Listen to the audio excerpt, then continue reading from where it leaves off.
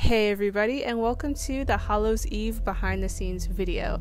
So thank you guys so much for tuning into these videos, because it's literally just something that I created, and you taking the time out of your day to tune in really means a lot to me, so thank you. If you haven't watched the Hallows Eve video yet, you might want to go ahead and tune into that, and I'll put it up here in the cards somewhere before you watch the behind the scenes video. So I created the dress in the video, the little book that you see here, and I also made a mega candle that didn't quite make it into the video, but I wanted to show you guys that anyway because I think it turned out kind of cool, but it was just a mess. Anyways, let's just go ahead and jump into the video.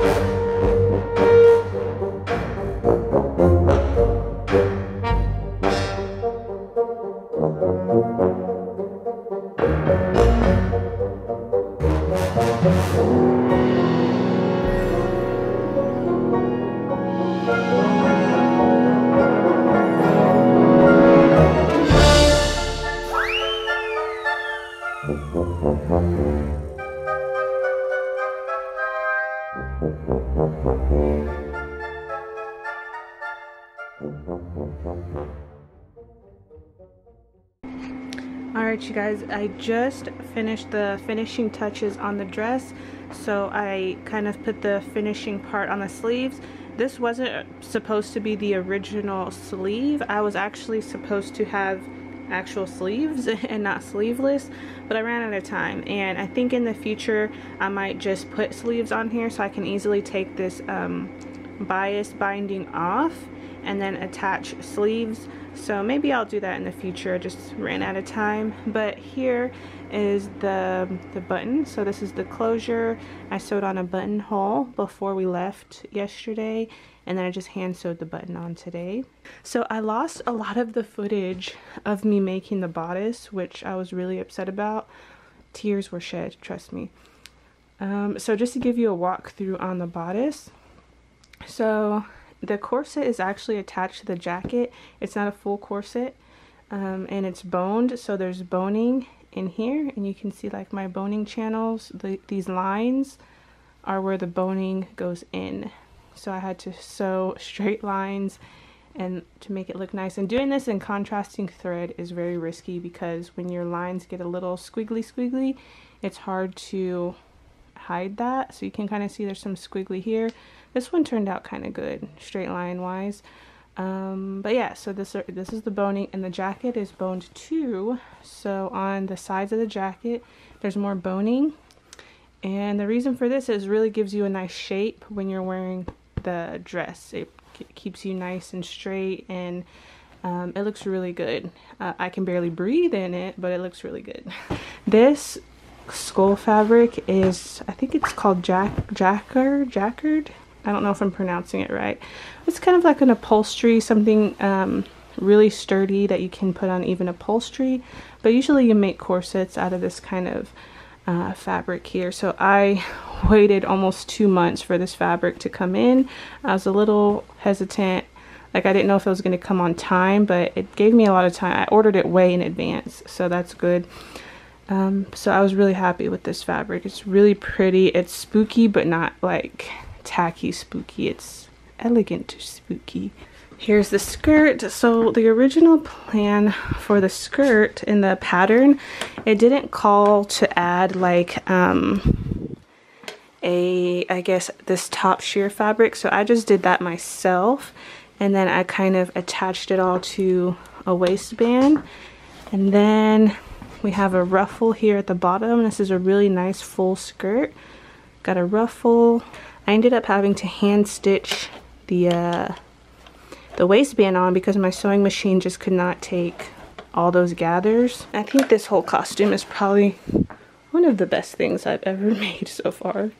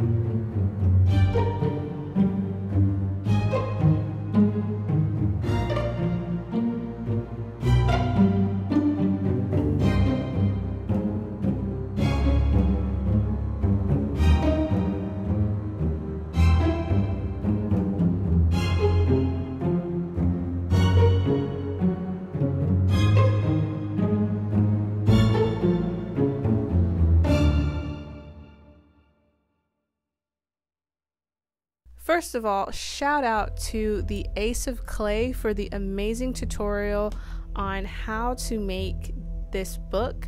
I did mine a little bit differently than what he did in his tutorial. I'll link that tutorial down below so you guys can kind of get a better idea of how to make something like this.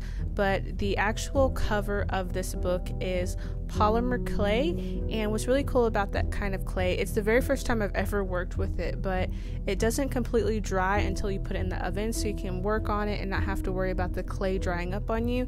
And the eyes were actually made of resin, and be careful with resin because it is toxic, so you want to make sure you're wearing a proper mask and gloves and everything like that. But I'm really happy with how this all turned out for it being my first time working with any of these materials.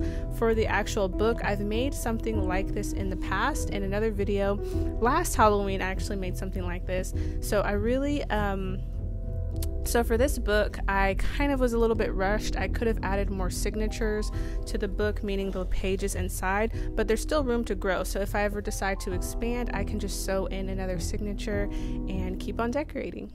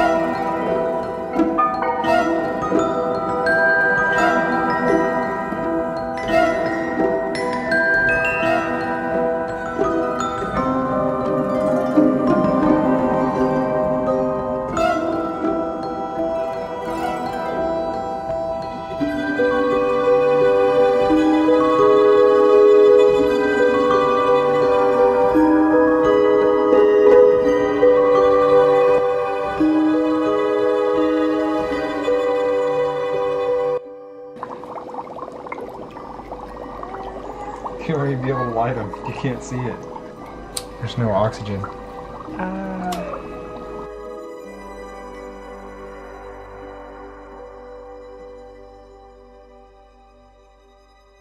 Okay, you guys, let's talk about this mega candle situation really quick and why it was a total disaster. First of all, I hated the design. I wasn't really planning the design out too well, so it turned out really bad. I just wasn't proud of it, and I didn't want to stick it in the video.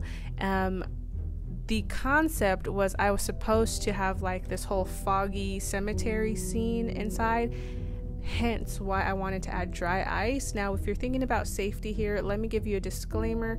I wasn't really concerned about the dry ice in the candle. The dangerous part about this is actually the water. Water mixing with candle wax is very dangerous. When I tested this, I did not test this in my studio. I did it at home with a fire extinguisher handy, just in case anything happened. So just a disclaimer, this can be dangerous if the water mixes with the wax and fire. That could be a disaster. Anyway, this didn't work out because there is no oxygen for the flame to stay lit. So if I were to do something like this, it'd be a really cool centerpiece, and then if I was ready to light it, I would have to take out the whole dry ice situation so I could light it. And it's probably safer that way so that you don't have any water and wax mixing together while the thing is lit. But I wanted to show you guys this whole mega candle thing because I think it kind of turned out cool, even though it wasn't exactly as planned. Alright, you guys, thank you again for tuning into this video. I had so much fun creating this stuff, and it took me many months to put it together very slowly because I'm busy with a lot of other things, but I think it all paid off. I learned so much about all these different crafts and editing, and it was a really fun and great learning experience. And hey, maybe every Halloween I could do something different. I think that might be really fun. But thank you guys again, and happy Halloween.